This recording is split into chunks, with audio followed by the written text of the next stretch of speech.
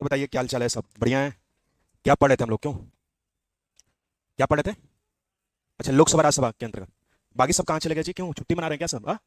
कल जनसंख्या बढ़ी थी, आज घट गई तुम लोग की, क्यों? देश की जनसंख्या बढ़ रही है, तुम लोग की घट रही है, क्यों? चलो लिखो, लोकसभा राज्यसभा के निम्नलिखित कार्य हैं। लिखिएगा, लोकसभा और राज्यसभा के निम्नलिखित कार्य हैं। हाँ लिखिएगा, लोकसभा राज्यसभा के निम्नलिखित कार्य हैं। लिखिएगा, लोकसभा राज्यसभा के निम्नलिखित कार्य हैं। हाँ हाँ, लोकसभा अध्यक्ष उपाध्यक्ष के निम्नलिखित कार्य हैं। हेडिंग डलवाया था ना? हाँ तो लिखिएगा, लोकसभा अध्यक्ष उपाध्यक्ष के निम्नलिखित कार्य हैं, जैसे लोकसभा अध्यक्ष उपाध्यक्ष के निम्नलिखित कार्य हैं। जैसे जैसे में पहला पॉइंट लिखिएगा, लिखिएगा लिखिएगा लोकसभा में किसी विधेयक को किसी विधेयक पर, लिखिएगा लोकसभा में किसी विधेयक पर पक्ष या विपक्ष का मत बराबर होने पर, लोकसभा में किसी विधेयक पर पक्ष या विपक्ष का मत बराबर होने पर, लोकसभा में पक्ष या विपक्ष का मत बराबर होने पर, पक्ष या विपक्ष का मत बराबर होने पर लोकसभा का अध्यक्ष अपना निर्णायक निर्णायक मतलब फाइनल डिसीजन, निर्णायक मत देता है। लोकसभा में किसी विधेयक पर पक्ष या विपक्ष का मत बराबर होने पर लोकसभा का अध्यक्ष अपना निर्णायक मत देता है। हो गया डियर? चलिए अगला पॉइंट लिखिएगा। बता देना, आर्टिकल 108 में किसका उल्लेख किया गया? संयुक्त अधिवेशन का। संयुक्त अधिवेशन अब तक कितनी बार बुलाया गया? 3 बार। पहला कब? 1961, दूसरा 1978, तीसरा 2002 में। ठीक, तो लिखूंगा आर्टिकल 108 के तहत, लिखिएगा आर्टिकल 108 के तहत, आर्टिकल 108 के तहत संयुक्त अधिवेशन, आर्टिकल 108 के तहत संयुक्त अधिवेशन राष्ट्रपति द्वारा बुलाया जाता है। लिखिएगा, आर्टिकल 108 के तहत संयुक्त अधिवेशन राष्ट्रपति के द्वारा बुलाया जाता है।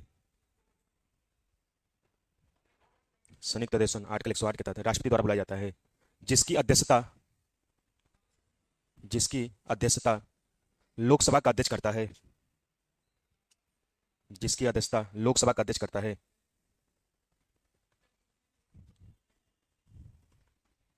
जिसकी अध्यक्षता लोकसभा का अध्यक्ष करता है। अच्छा, मैंने बताया डेट, आप याद करिए। आर्टिकल 110 में धन विधेयक का उल्लेख किया गया और आर्टिकल 117 में किसका उल्लेख किया गया? विधि विधेयक का। धन प्लस व्यय क्या कहलाता है? धन विधेयक। धन प्लस व्यय प्लस टैक्स क्या कहलाता है? विधि विधेयक। पता था ना? तो लिखिएगा, कोई विधेयक धन विधेयक या विधि विधेयक, कोई धन कोई विधेयक धन विधेयक या विधि विधेयक, लिखिएगा कोई विधेयक धन विधेयक या विधि विधेयक, इसका निर्धारण, कोई विधेयक धन विधेयक या विधि विधेयक, इसका निर्धारण लोकसभा का अध्यक्ष करता है। इसका निर्धारण लोकसभा का अध्यक्ष करता है। लिखिएगा, कोई विधेयक धन विधेयक या विधि विधेयक, इसका निर्धारण लोकसभा का अध्यक्ष करता है। हो गया डियर? चलिए गुड। अच्छा बताइए, लोकसभा राज्यसभा और विधानसभा विधान परिषद के लिए आवश्यक गणपूर्ति कितनी होनी चाहिए? 1/10, बता था ना? हाँ 1/10। लिखिएगा, लोकसभा में आवश्यक गणपूर्ति होने पर, लिखिएगा लोकसभा में आवश्यक गणपूर्ति न होने पर, ऐसे लिखिएगा, लोकसभा में आवश्यक गणपूर्ति न होने पर, लोकसभा में आवश्यक गणपूर्ति न होने पर लोकसभा का अध्यक्ष, लोकसभा में आवश्यक गणपूर्ति न होने पर लोकसभा का अध्यक्ष लोकसभा को स्थगित कर देता है। लोकसभा का अध्यक्ष लोकसभा को स्थगित कर देता है। लोकसभा को स्थगित कर देता है। चलिए अब अगली हेडिंग डालिए नए पेज पे, विधानमंडल।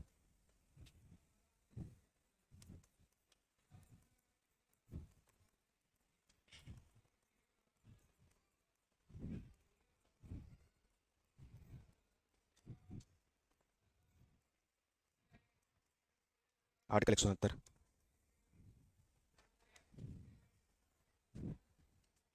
चलिए हेडिंग डालिएगा विधानमंडल।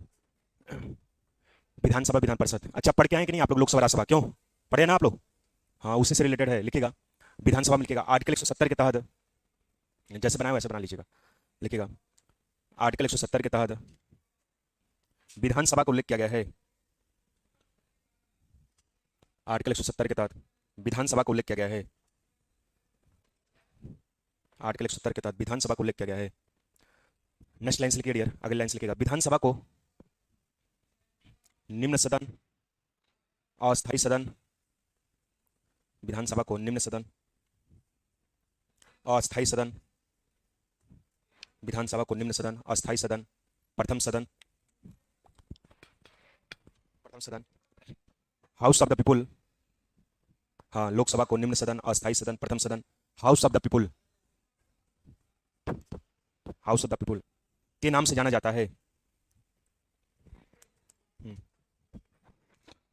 हाउस ऑफ द पीपुल के नाम से जाना जाता है, हाउस ऑफ द पीपुल के नाम से जाना जाता है। हो गया डियर। चलिए नेक्स्ट लिखिएगा अगले लाइन से। विधानसभा जनता का प्रतिनिधित्व करता है, विधानसभा जनता का प्रतिनिधित्व करता है, विधानसभा जनता का प्रतिनिधित्व करता है। अब हेडिंग डालेगा योग्यता, क्वालिफिकेशन, क्वालिफिकेशन लिखेगा भारत का नागरिक हो, भारत का नागरिक हो। नेक्स्ट लिखेगा पागल दिवालिया ना हो, भारत का नागरिक हो, पागल दिवालिया ना हो, भारत का नागरिक हो, पागल दिवालिया ना हो, किसी लाभ के पद पे ना हो, भारत का नागरिक हो, पागल दिवालिया ना हो, किसी लाभ के पद पे ना हो, किसी लाभ के पद पे ना हो। नेक्स्ट लाइन से लिखेगा मतदाता सूची में नाम दर्ज हो, मतदाता सूची में नाम दर्ज हो, मतदाता सूची में नाम दर्ज हो। तो बता दें लोकसभा बनने की एज कितनी होनी चाहिए? 25 वर्ष। तो विधानसभा बनने की एज 25 वर्ष, क्योंकि केंद्र के लिए लोकसभा, राज्य के लिए क्या होता है? विधानसभा। सेम प्रोसेस, कुछ अंतर नहीं। जैसे केंद्र के लिए राष्ट्रपति, राज्य के लिए राज्यपाल होता है, वही प्रोसेस है। तो लिखेगा, लिखेगा 25 वर्ष की आयु पूरी कर चुका हो। हाँ, नेक्स्ट लाइन से लिखेगा 25 वर्ष की आयु पूरी कर चुका हो, 25 वर्ष की आयु पूरी कर चुका हो, 25 वर्ष की आयु पूरी कर चुका हो। नेक्स्ट लिखेगा निर्वाचन, निर्वाचन प्रत्यक्ष जनता द्वारा, डायरेक्ट, प्रत्यक्ष मतलब डायरेक्ट, निर्वाचन, हेडिंग डालेंगे निर्वाचन, लिखेगा प्रत्यक्ष जनता द्वारा,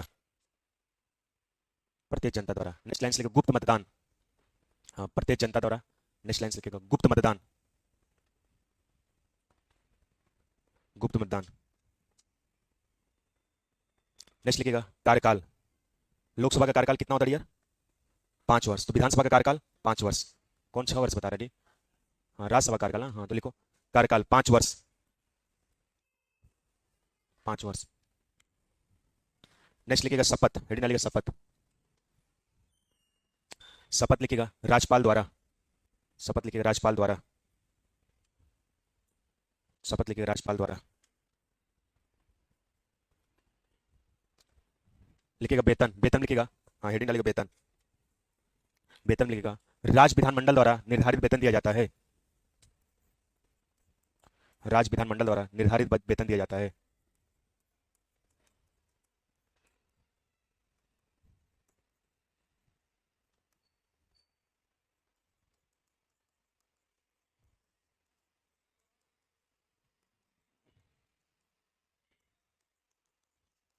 नेक्स्ट हेडिंग डालेगा शीतकालीन, बता दे सत्र कितने होते हैं?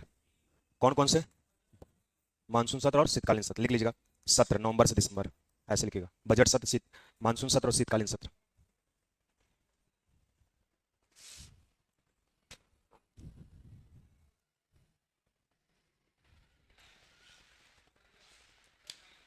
हो गया? चलिए नोट कर लीजिए।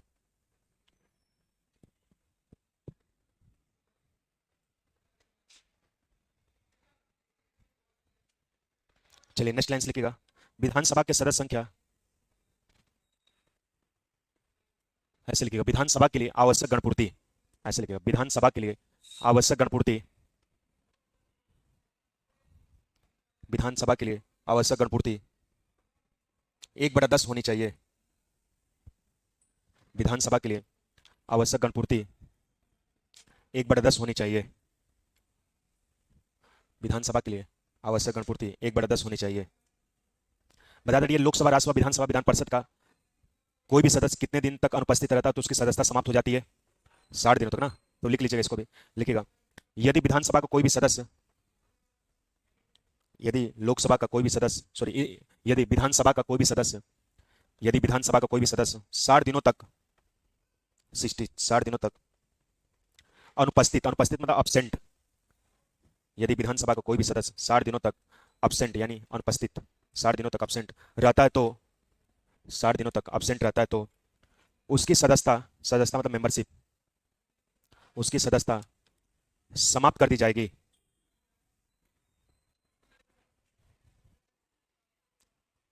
उसकी सदस्यता समाप्त कर दी जाएगी। अच्छा बताओ डियर, लोकसभा की मिनिमम सीटें कितनी है? लोकसभा की मिनिमम सीटें कितनी है?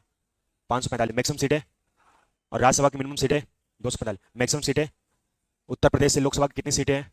80। राज्यसभा की 31, विधानसभा की 403, विधान परिषद की 100। बता देना, तो लिखो नोट, हेडिंग डालो नोट, नोट में लिखो। विधानसभा में उत्तर प्रदेश से विधानसभा में कुल, उत्तर प्रदेश में विधानसभा की, ऐसे लिखेगा, उत्तर प्रदेश में विधानसभा की कुल 403 सीटें हैं। उत्तर प्रदेश में विधान परिषद विधानसभा में कुल 430 सीटें हैं। 430 सीटें हैं। चलिए डियर, अब हेडिंग डालिएगा विधान परिषद में, लिखिएगा विधान परिषद में, लिखिएगा विधान परिषद में, लिखिएगा विधान परिषद को, लिखिएगा विधान परिषद को उच्च सदन, अस्थायी सदन एवं द्वितीय सदन। विधान परिषद को उच्च सदन, अस्थायी सदन तथा द्वितीय सदन एवं house of the state. Vidhan Parishad को उच्च सदन, अस्थायी सदन एवं द्वितीय सदन एवं house of the state, house of the state के नाम से जाना जाता है।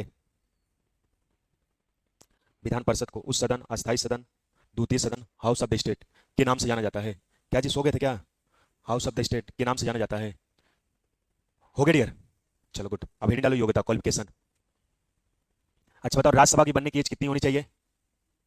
राज्यसभा बनने की एज कितनी होनी चाहिए? 30 वर्ष। तो विधान परिषद बनने की एज 30 वर्ष, तो लिख लो। भारत, लिखिएगा योग्यता में, लिखिएगा भारत का नागरिक हो, भारत का नागरिक हो। नेक्स्ट लाइन से लिखिएगा पागल दिवालिया ना हो, भारत का नागरिक हो, पागल दिवालिया ना हो, भारत का नागरिक हो, पागल दिवालिया ना हो। नेक्स्ट लाइन से लिखिएगा किसी लाभ के पद पे ना हो, भारत का नागरिक हो, पागल दिवालिया ना हो, किसी लाभ के पद पे ना हो, किसी लाभ के पद पे ना हो, किसी लाभ के पद पे ना हो। नेक्स्ट लाइन से लिखिएगा मतदाता सूची में नाम दर्ज हो, हाँ वोटर लिस्ट, मतदाता सूची में नाम दर्ज हो, मतदाता सूची में नाम दर्ज हो, भारत का नागरिक हो, पागल दिवालिया ना हो, किसी लाभ के पद पे ना हो, मतदाता सूची में नाम दर्ज हो, 30 वर्ष की आयु पूरी कर चुका हो, 30 मतलब 30, 30 वर्ष की आयु पूरी कर चुका हो, 30 वर्ष की आयु पूरी कर चुका हो। अच्छा बताओ डियर, राज्यसभा का चुनाव, उपराष्ट्रपति का चुनाव, विधान परिषद का चुनाव किस पद्धति द्वारा किया जाता है? क्या बताओगे? हाँ, अप्रत्यक्ष रूप से अनुपातिक प्रतिनिधि प्रणाली के एकल संक्रमण द्वारा। अब तो रट जाना चाहिए जी, क्यों? हेडिंग डालो निर्वाचन, निर्वाचन लिखेगा अनुपातिक प्रतिनिधित्व प्रणाली के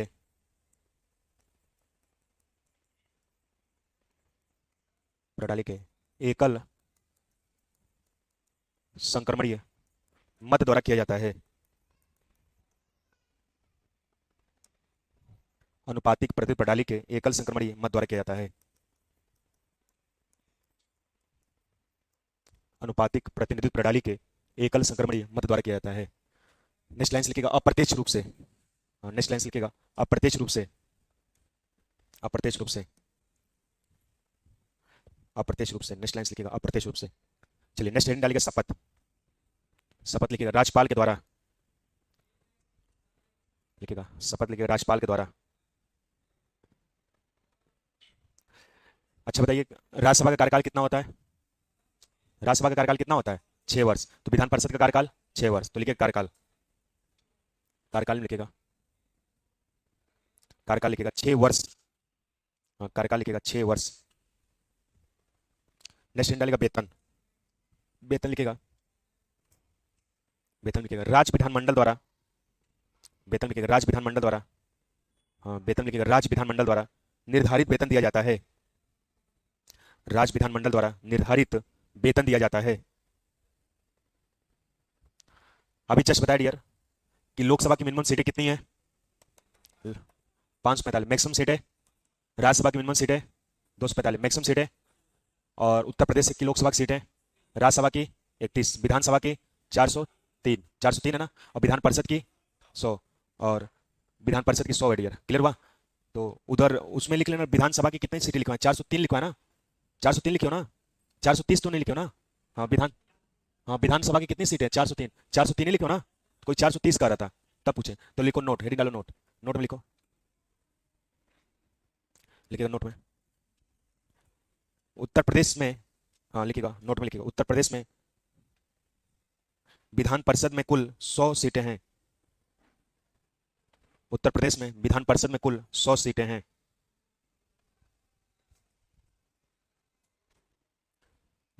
चलिए डियर, पूछा जाता है कि विधान परिषद वाले राज्य कौन कौन से हैं, तो लिखिएगा, हेडिंग डालिएगा विधान परिषद वाले राज्य, हेडिंग डालिएगा विधान परिषद वाले राज्य।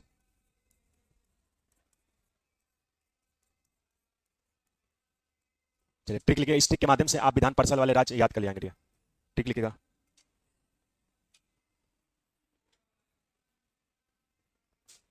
आ से लिखिएगा आंध्र प्रदेश, म से लिखिएगा महाराष्ट्र,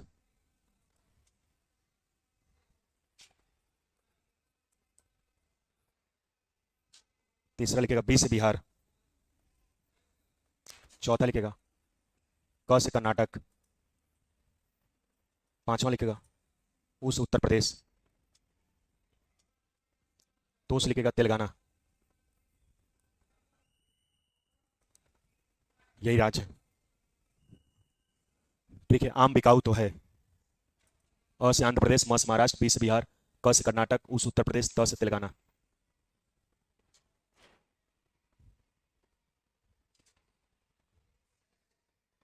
हो गया, नोट कर लिए?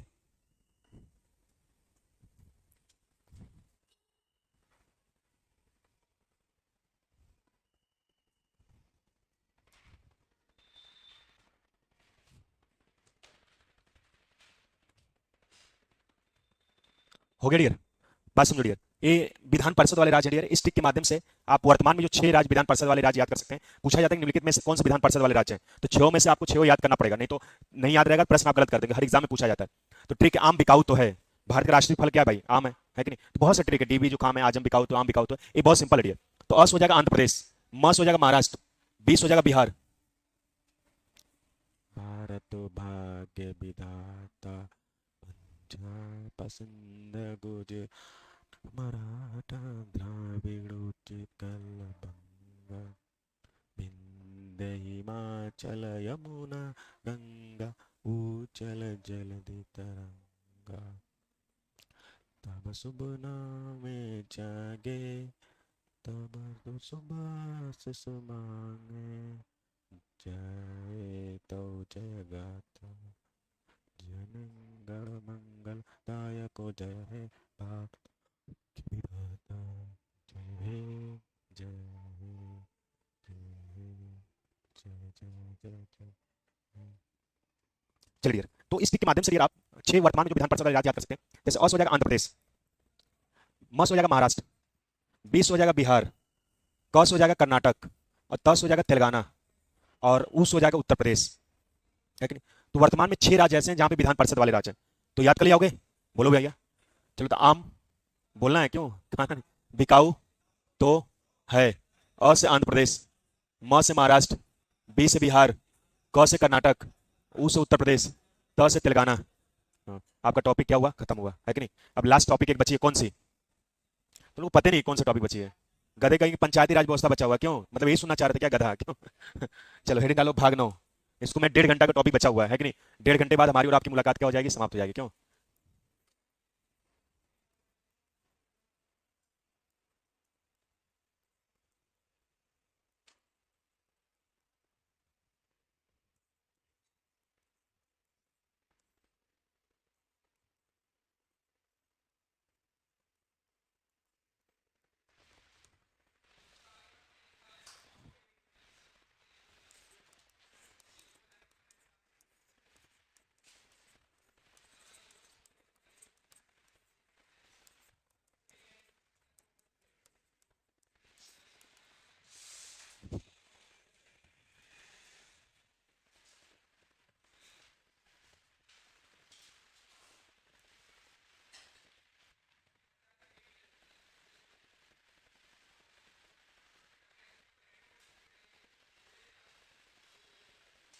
चलिए, बहुत डांटे, बहुत आप लोग को परेशान किया, क्यों, है कि नहीं?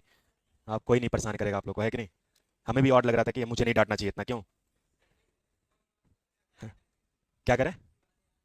तो कहाँ तुम लोग याद किए बताओ, क्यों? 1 से 51 तक आर्टिकल कितने लोग याद किए, हाथ उठाएं। 1 2 3 4 5, 5 लोग याद किए बस, क्यों? जबकि 50 से ऊपर एडमिशन है आप लोग में, क्यों आ रहे हैं? 15-20 आ रहे हैं, बाकी सब मेला देखने गए हैं सब, बताइए दशहरे का। कल कितने लोग नहीं आएंगे? देख लो, 2 लोग, अभी से छुट्टी हो गई, क्यों? हेडिंग डालिएगा पंचायती राज व्यवस्था से तात्पर्य। चलो लिख लो, इसके बाद समझाते हैं, लिखो पंचायती राज व्यवस्था से तात्पर्य। लिखेगा पंचायती राज व्यवस्था से निम्नलिखित तात्पर्य हैं। हाँ लिखेगा पंचायती राज व्यवस्था से निम्नलिखित तात्पर्य हैं। पंचायती राज व्यवस्था से निम्नलिखित तात्पर्य हैं, जैसे, जैसे लिखेगा पहला, सत्ता की विकेंद्रीकरण। हाँ पहला लिखेगा सत्ता का विकेंद्रीकरण, सत्ता का विकेंद्रीकरण। हाँ विकेंद्रीकरण लिखने क्या, लिखना है क्या विकेंद्रीकरण? नहीं लिख पा रहे हो क्या तुम लोग? गधे हो क्या? जीते तुम क्यों?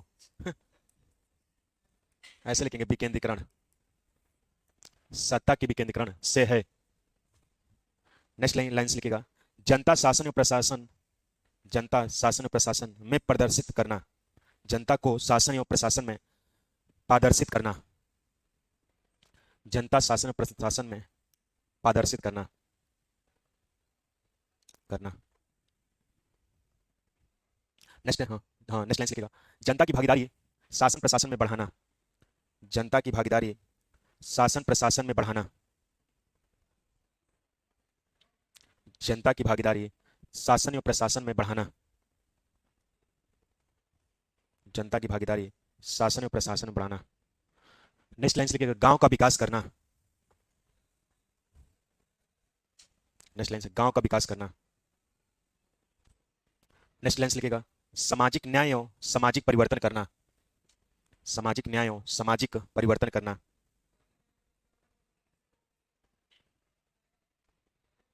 चलिए नेक्स्ट हेडिंग डालेगा पंचायती राज व्यवस्था के विकास, कैसे विकास हुआ, डेवलपमेंट कैसे हुआ।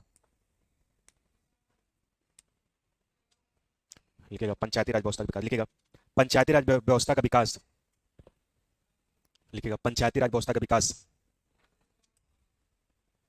पंचायती राज व्यवस्था का विकास भारत की सबसे, पंचायती राज व्यवस्था का विकास भारत की सबसे महत्वपूर्ण खोज है।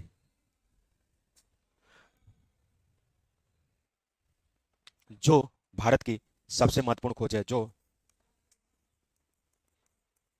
जो स्थानीय स्वशासन, जिसे हम इंग्लिश में लोकल गवर्नमेंट कहते हैं, चाहे स्थानीय स्वशासन कहें चाहे पंचायती राज व्यवस्था कहें, दोनों का सेंस क्या एक ही है कि नहीं? जो स्थानीय स्वशासन, जिसे लोकल गवर्नमेंट कहते हैं, स्थानीय स्वशासन के रूप में, स्थानीय स्वशासन के रूप में, स्थानीय स्वशासन के रूप में दक्षिण भारत में, स्थानीय स्वशासन के रूप में दक्षिण भारत में चोल वंश, चोल वंश में मिलता है, चोल वंश में मिलता है, चोल वंश में मिलता है, चोल वंश में मिलता है।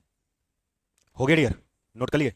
चलिए गुड। नेक्स्ट लाइन लिखेगा भारत में प्राचीन काल से ही, भारत में प्राचीन काल से ही पंचायतों का अस्तित्व था, भारत में प्राचीन काल से ही पंचायतों का अस्तित्व था, भारत में प्राचीन काल से ही पंचायतों का अस्तित्व था,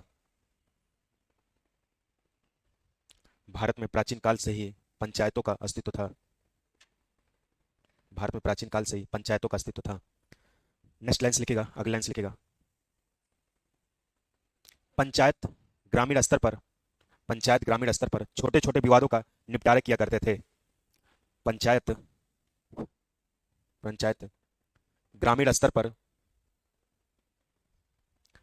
पंचायत ग्रामीण स्तर पर छोटे छोटे विवादों का निपटारा किया करते थे, पंचायत ग्रामीण स्तर पर छोटे छोटे विवादों का निपटारा किया करते थे,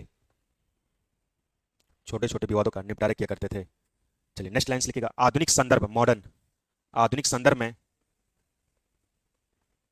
आधुनिक संदर्भ में लॉर्ड रिपन ने स्थानीय स्वशासन को, आधुनिक संदर्भ में लॉर्ड रिपन ने स्थानीय स्वशासन को, स्थानीय स्वशासन को व्यवहारिक, व्यवहारिक रूप देने का प्रयास किया, व्यवहारिक रूप देने का प्रयास किया, व्यवहारिक रूप देने का प्रयास किया, व्यवहारिक रूप देने का प्रयास किया, व्यवहारिक रूप देने का प्रयास किया। इसलिए, इसलिए पंचायती राज व्यवस्था का जनक, इसलिए पंचायती राज व्यवस्था का जनक लॉर्ड रिपन को माना जाता है, इसलिए पंचायती राज व्यवस्था का जनक लॉर्ड रिपन को माना जाता है।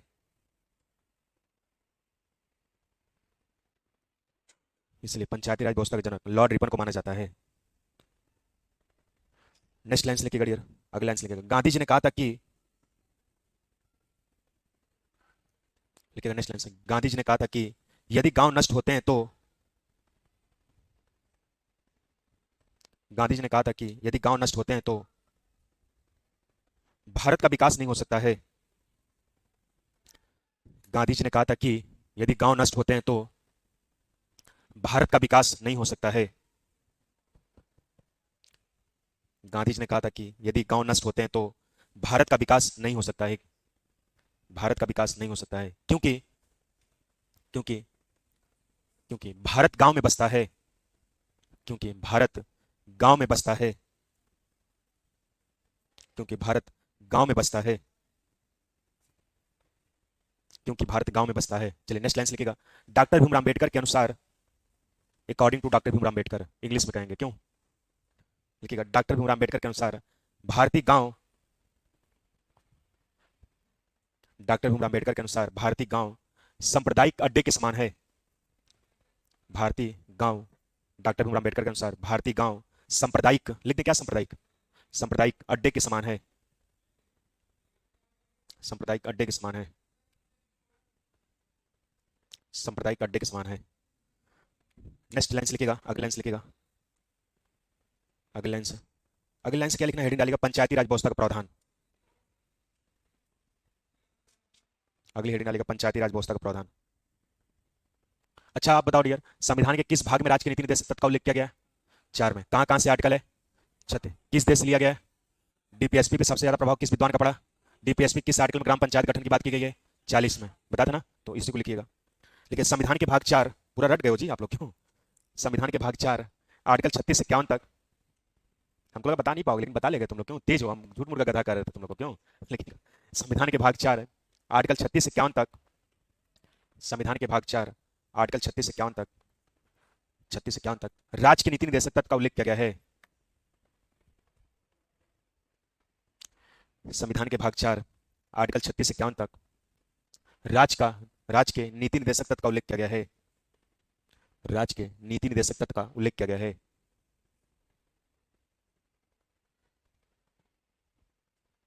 राज्य के नीति निर्देशक तत्व का उल्लेख किया गया है। नेक्स्ट लाइन लिखिएगा, जिसमें आर्टिकल 40 के तहत, जिसमें आर्टिकल 40 के तहत, जिसमें आर्टिकल 40 के तहत ग्राम पंचायत के गठन का उल्लेख किया गया है। जिसमें आर्टिकल 40 के तहत ग्राम पंचायत के गठन का उल्लेख किया गया है। जिसमें आर्टिकल 40 के तहत ग्राम पंचायत के गठन का उल्लेख किया गया है। अच्छा देख रहे हैं कितने लोग बता पा रहे हैं। पंचायती राज व्यवस्था किस सूची का विषय है? संघ, राज्य, समवर्ती, राज्य सूची का विषय, बता देना। हाँ तो लिखिएगा, तुम लोग तेज हो गए जी क्यों? पंचायती राज व्यवस्था राज्य सूची का विषय है। लिखिएगा नेक्स्ट लाइन से, पंचायती राज व्यवस्था राज्य सूची का विषय है। नेक्स्ट लाइन से लिखिए, पंचायती राज व्यवस्था राज्य सूची का विषय है। पंचायती राज व्यवस्था राज्य सूची का विषय है। राज्य सूची का विषय है। चलिए नेक्स्ट लाइन से लिखिएगा, 2 अक्टूबर 1952, नेक्स्ट लाइन से लिखिएगा 2 अक्टूबर 1952 को, 2 अक्टूबर 1952 को, 2 अक्टूबर 1952 को सामुदायिक, लिख दें क्या, सामुदायिक, 2 अक्टूबर 1952 को सामुदायिक विकास कार्यक्रम की शुरुआत की गई। सामुदायिक विकास मंत्रालय की स्थापना की गई, ऐसे लिखिएगा, सामुदायिक विकास मंत्रालय की स्थापना हुई। हाँ 2 अक्टूबर 1952 को सामुदायिक विकास मंत्रालय की स्थापना हुई, स्थापना हुई। इसका प्रमुख उद्देश्य, हाँ नेक्स्ट लाइन से, इसका प्रमुख उद्देश्य जनता को, इसका प्रमुख उद्देश्य जनता को सरकारी तंत्र से जोड़ना था। इसका प्रमुख उद्देश्य जनता को सरकारी तंत्र से जोड़ना था। इसका प्रमुख उद्देश्य जनता को सरकारी तंत्र से जोड़ना था। इसका प्रमुख उद्देश्य जनता को सरकारी तंत्र से जोड़ना था। नेक्स्ट लाइन लिखिएगा, 2 अक्टूबर 1953 को, यहां पर लिखिए, नेक्स्ट लाइन लिखिएगा, 2 अक्टूबर 1953 को राष्ट्रीय सेवा की शुरुआत की गई। 2 अक्टूबर 1952 को राष्ट्रीय प्रसार सेवा, ऐसे लिखिएगा, राष्ट्रीय प्रसार सेवा की शुरुआत की गई। यहां पर लिखिए 2 अक्टूबर 1953 को राष्ट्रीय प्रसार सेवा की शुरुआत की गई। राष्ट्रीय प्रसार सेवा की शुरुआत की गई? राष्ट्रीय प्रसार सेवा की शुरुआत की गई। हो गया डियर, बोलो। चलो नेक्स्ट लाइन लिखिएगा। पंडित जवाहरलाल नेहरू द्वारा, पंडित जवाहरलाल नेहरू द्वारा, पंडित जवाहरलाल नेहरू द्वारा संचालित उपयुक्त योजनाएं, पंडित जवाहरलाल नेहरू द्वारा संचालित उपयुक्त योजनाएं, पंडित जवाहरलाल नेहरू द्वारा संचालित उपयुक्त योजनाएं असफल रही। नेक्स्ट लाइन लिखिएगा। पंडित जवाहरलाल नेहरू द्वारा संचालित उपयुक्त योजनाएं असफल रही, असफल रही। हाँ, नेक्स्ट लाइन लिखिएगा। इस असफलता के कारण, हाँ, नेक्स्ट लाइन लिखिएगा। इस असफलता के कारण, इस असफलता के कारण बलवंत राम मेहता, इस असफलता के कारण बलवंत राम मेहता की अध्यक्षता में, इस असफलता के कारण बलवंत राम मेहता की अध्यक्षता में, बलवंत राम मेहता की अध्यक्षता में, बलवंत राम मेहता की अध्यक्षता में एक समिति का गठन किया गया। बलवंत राम मेहता की अध्यक्षता में एक समिति का गठन किया गया। बलवंत राम मेहता की अध्यक्षता में एक समिति का गठन किया गया, जिसे जिसे बलवंत राम मेहता समिति कहते हैं, जिसे बलवंत राम मेहता समिति कहते हैं, जिसे बलवंत राम मेहता समिति कहते हैं, जिसे बलवंत राम मेहता समिति कहते हैं। अब हेडिंग डाल के छोड़ दो, पंचायती राज व्यवस्था संबंधित समितियां। मुझे 9 बजे तक ग्रुप में मैसेज किया होगा आप लोग को क्लास का, ठीक। तो मुझे आप लोग को सेवा बस 9 बजे तक ही देनी है, क्यों? अब आप अगली सेवा भगन सर देंगे आपको 9 बजे से, ठीक। हाँ, हेडिंग डालिएगा पंचायती राज व्यवस्था संबंधित समितियां। तो अगले दिन हम लोग मिलेंगे कल, तो पंचायती राज व्यवस्था पूरा जितना लिखवाएं उसको एक्सप्लेन करेंगे और बेहतर तरीके से पूरा A to Z पूरा क्या कर डालेंगे एक्सप्लेन करेंगे, ठीक। और कल पंचायती राज व्यवस्था लास्ट डेट रहेगा, बात समझ कि नहीं? अगर ना होगा कल तो परसों करेंगे हम लोग, दशहरे बात करेंगे, लेकिन कोई कमी नहीं छोड़ेंगे हम लोग, है कि नहीं? चलिए नेक्स्ट इतना पढ़ के आइएगा, नेक्स्ट हम लोग कल मिलेंगे। हमारी जेई में अगली क्लास है, ठीक। बच्चे छूट गए, ठीक। नेक्स्ट कल मिलते हैं।